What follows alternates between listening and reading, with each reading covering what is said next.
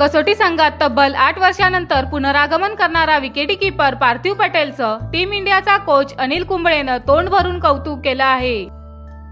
मोहाली कसोटीत पार्थिवनं सलामीला येऊन चांगली फलंदाजी केली होती।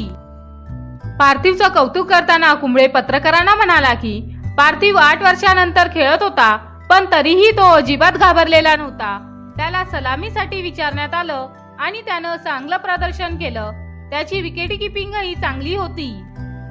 मी खुश आहे कारण की तो 6व्या किंवा 7व्या क्रमांकावर फलंदाजीसाठी न उतरता सलामीला आला।